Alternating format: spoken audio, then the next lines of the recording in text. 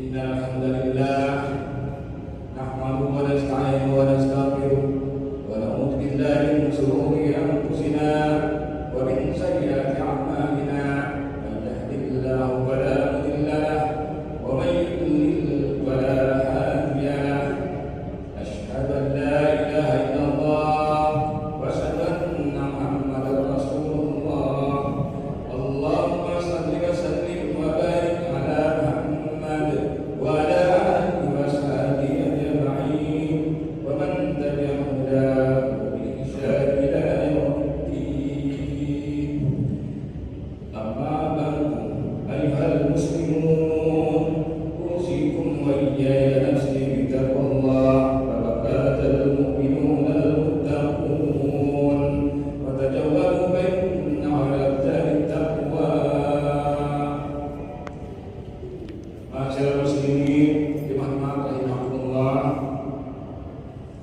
Pertama-tama marilah kita panjatkan puji syukur kepada Allah Subhanahu wa taala yang telah menjadikan kita sebagai hamba-hambanya yang beriman, yang telah menunjuki kita shiratal mustaqim, jalan yang lurus, yaitu jalan yang telah ditempuh orang-orang yang telah diberi hikmat oleh Allah Subhanahu wa taala dari kalangan para nabi, siddiqin, syuhada dan sholihin.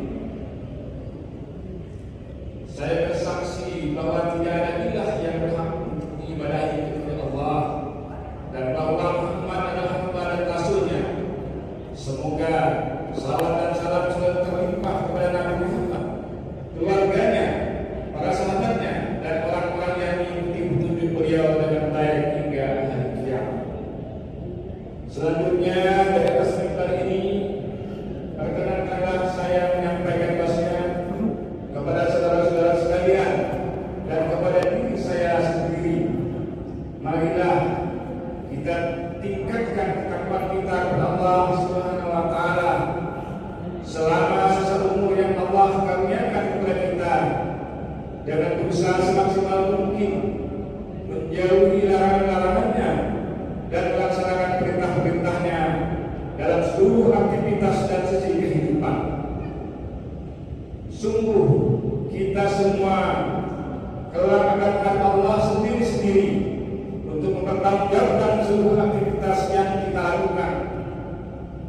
Pada hari itu, hari yang tidak diragukan lagi kedatangannya, yaitu hari kiamat, tidak akan bermanfaat harta benda yang dikumpul-kumpulkan dan anak yang dibangga-banggakan, kecuali bagi orang yang menghadap Allah dalam hati yang salim, hati yang betul-betul bersih dari syirik, sebagaimana firman-Nya dalam Al-Quran surah Asy-Syu'ara. A'udzu billahi minasyaitonir rajim. Bismillahirrahmanirrahim. Yauma la yanfa'u malun wa la banun illa man atallaha biqalbin salim. Yang artinya yaitu di hari harta anak laki-laki tidak berguna kecuali bagi orang-orang yang menghadap Allah dan hati yang salim. Al-Quran surah Asy-Syu'ara ayat 8-89. Jemaah Jumat yang dimuliakan Allah, dalam kesempatan khutbah Jumat kali ini saya akan membahas tentang hubungan antara dosa dan bencana yang menimpa umat manusia, sebagaimana yang diterangkan di dalam Al-Quran. Allah SWT berfirman dalam Al-Quran surah Ar-Rum ayat 41 yang berbunyi, "Qa'alal fasadu bil barri wal bahri bima kasabat aydin nas liyudhiqahum ba'da alladhi 'amilu la'allahum yarji'un." Yang artinya telah nampak kerusakan di darat dan di laut disebabkan perbuatan tangan manusia, supaya Allah merasakan kepada mereka sebagian dari akibat perbuatan mereka,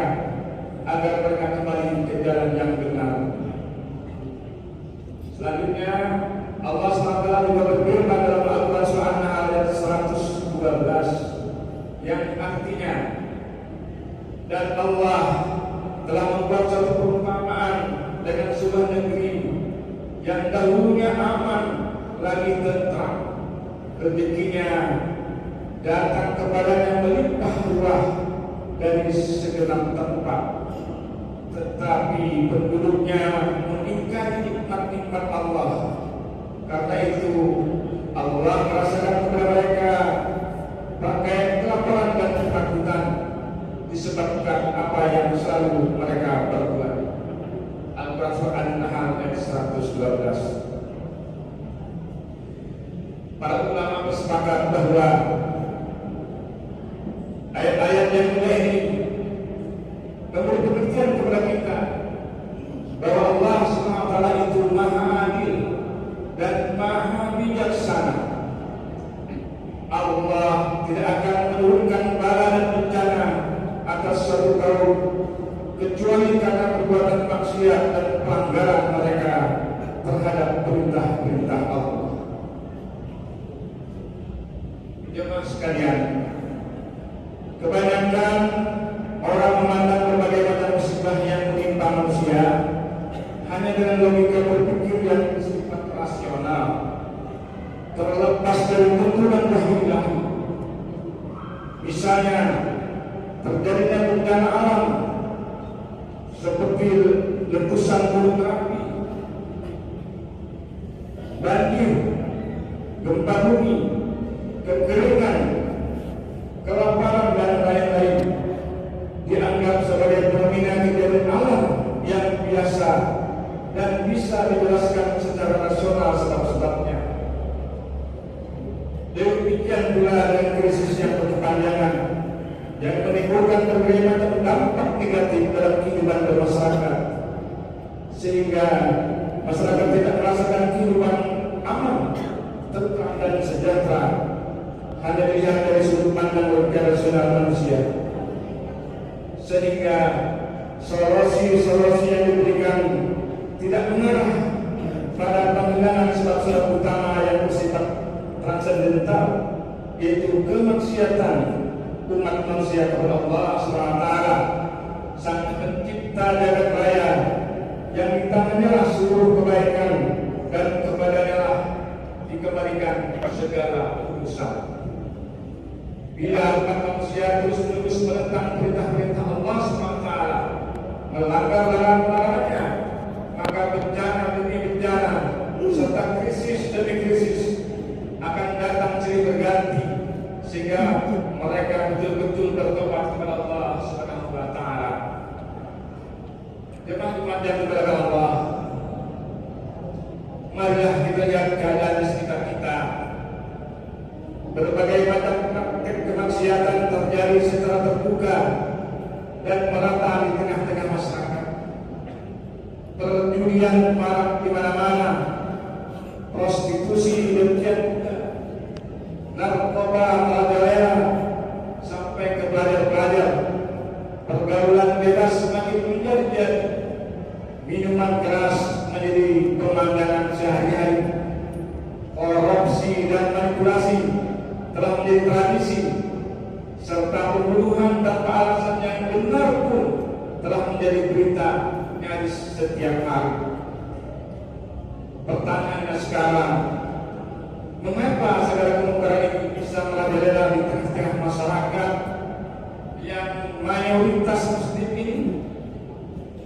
Jawabannya adalah tidak ditegakkannya kewajiban yang agung dari Allah SWT, yaitu amar ma'ruf nahi munkar secara serius, baik dari individu maupun pemerintah sebagai institusi yang perlu bertanggung jawab dan paling mampu untuk memberantas segala macam kemungkaran secara efektif dan efisien. Karena pemerintah memiliki kekuatan dan otoritas untuk melakukan, meskipun kewajiban mengingkari kemungkaran itu merupakan kewajiban setiap individu muslim. Sebagaimana sabda Rasulullah SAW, "Man ra'aytum munkaran falyughayyirhu biyadihi, fa in lam yastati fa bilisanihi, fa in lam yastati fa bi qalbihi, wa dzalika asghaful iman." Yang artinya, barang siapa di antara kalian melihat kemungkaran, hendaklah merubahnya dengan tangannya, Bila tidak mampu, ubahlah dengan lisannya. Bila tidak mampu, ubahlah dengan hatinya. Dan itulah selemah lemahnya iman. Hadis riwayat Muslim. Namun harus diketahui bahwa memberantas kemungkaran yang sudah merajalela tidak hanya dilakukan oleh individu, karena kurang efektif dan kadang-kadang berisiko tinggi, sehingga kewajiban amal ma'ruf nahi munkar itu bisa dilakukan secara sempurna dan efektif oleh pemerintah. Hal ini sesuai dengan pernyataan Khalifah umat Islam yang ketiga, yaitu Utsman bin Affan radhiyallahu anhu, bahwa sesungguhnya Allah mencegah dengan sultan, mencegah dengan kekuasaan apa yang tidak bisa dicegah dengan Al-Quran. Di samping itu, amal ma'ruf nahi munkar merupakan salah satu tugas utama sebuah pemerintahan, sebagaimana dikatakan oleh Syekhul Islam Ibnu Taimiyah bahwa sesungguhnya kekuasaan mengatur masyarakat merupakan kewajiban agama yang paling besar, karena agama tidak dapat tegak tanpa negara, dan karena Allah SWT mewajibkan menjalankan amal ma'ruf nahi munkar, menolong orang-orang teraniaya. Begitu pula kewajiban-kewajiban lain seperti jihad, menegakkan keadilan, menegakkan sanksi-sanksi atau perbuatan pidana. Semua ini tidak akan terpenuhi tanpa adanya kekuatan dan pemerintahan. Apabila kewajiban amal ma'ruf nahi munkar itu tidak dilaksanakan dengan sebaik-baiknya, maka sebagai akibatnya Allah SWT akan menimpakan azab secara merata baik kepada orang-orang yang melakukan kemungkaran maupun yang tidak melakukan kemungkaran. Hal ini ditegaskan oleh Rasulullah SAW dalam sebuah hadis riwayat At-Tirmidzi yang artinya, demi zat yang jiwaku berada di tangannya, hendaklah kalian memerintahkan kepada yang ma'ruf dan melarang dari yang munkar, atau Allah akan menurunkan siksa kepada kalian, lalu kalian berdoa namun tidak dikabulkan. Hadis riwayat At-Tirmidzi. Demikian pula Allah SWT menegaskan di dalam Al-Quran surah Al-Maidah ayat 78 hingga 79 bahwa salah satu sebab melaknatnya suatu bangsa adalah bila bangsa tersebut meninggalkan kewajiban saling melarang perbuatan munkar yang muncul di kalangan mereka.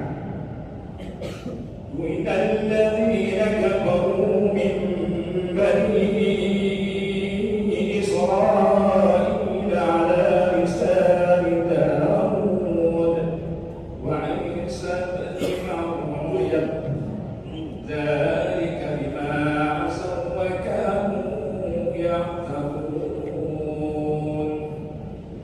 كَانُوا لَا يَتَنَاهَوْنَ عَنْ مُنكَرٍ فَعَلُوهُ لَبِئْسَ مَا كَانُوا يَفْعَلُونَ.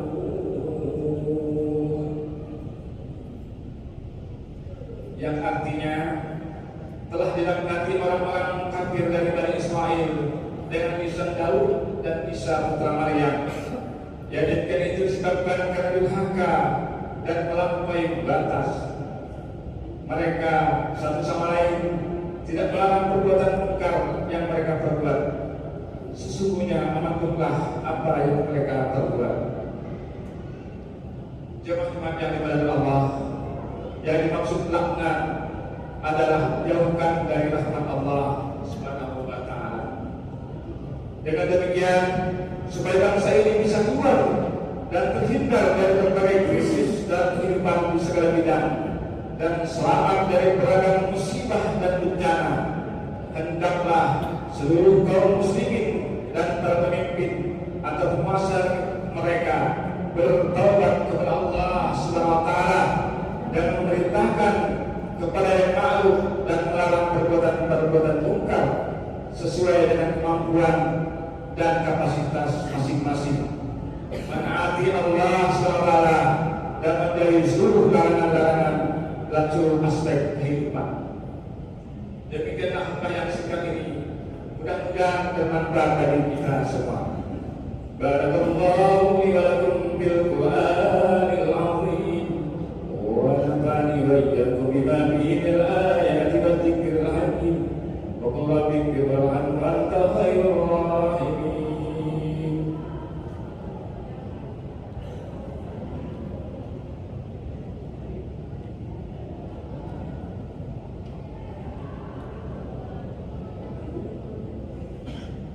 Innal hamdalillah nahmaduhu wa nasta'inuhu wa nastaghfiruh wa na'udzu billahi min shururi anfusina wa min sayyiati a'malina may yahdihillahu fala mudilla lahu wa may yudlil fala hadiya lahu asyhadu an la ilaha illallah wa asyhadu anna muhammadar rasulullah. Allahumma shalli wa sallim wa barik ala Muhammad wa ala alihi wa ashabihi ajma'in. Dalam khutbah kita ini saya akan berikan kesimpulan dari khutbah yang pertama. Yang pertama, kemaksiatan manusia kepada Allah Rabbul Alamin merupakan penyebab utama terjadinya berbagai musibah yang menimpa umat manusia, baik itu berupa bencana alam maupun krisis di berbagai bidang kehidupan. Yang kedua, satu-satunya jalan untuk terhindar dari segala musibah tersebut dan dapat menikmati kehidupan yang aman, tentram, damai dan sejahtera adalah dengan mengikuti petunjuk-petunjuk Allah dan Rasul-Nya Muhammad SAW dalam seluruh aspek kehidupan yang ada dengan penuh ketundukan, kecintaan dan keikhlasan. Yang ketiga, bahwa segala doa dan istighosah yang dilakukan umat Islam supaya bisa keluar dari segala macam musibah tidak akan dikabulkan oleh Allah SWT kecuali bila kaum muslimin secara sungguh-sungguh memerintahkan kepada yang ma'ruf dan memberantas segala yang munkar. Akhirnya marilah kita menutup khutbah Jumat ini dengan berdoa kepada Allah SWT. Rabbana innana sami'na munadiyan yunadi lil iman an aminu bi rabbikum فآمنا ربنا فاغفر لنا ذنوبنا وكفر عنا سيئاتنا وتوفنا مع الأبرار ربنا وآتنا ما وعدتنا على رسلك ولا تخزنا يوم القيامة إنك لا تخلف الميعاد ربنا لا تؤاخذنا إن نسينا وأخطأنا ربنا ولا تحمل علينا إصرا كما حملته على الذين من قبلنا ربنا ولا تحملنا ما لا طاقة لنا به واعف عنا واغفر لنا وارحمنا أنت مولانا وانصرنا على القوم الكافرين ربنا اصرف عنا عذاب جهنم إن عذابها كان غراما إنها ساءت مستقرا ومقاما ربنا هب لنا من أزواجنا وذرياتنا وجعلنا للمتقين إماما ربنا آتنا في الدنيا حسنة وفي الآخرة حسنة وقنا عذاب النار والحمد لله رب العالمين وصلى الله على سيدنا محمد والحمد لله رب العالمين أقيم الصلاة.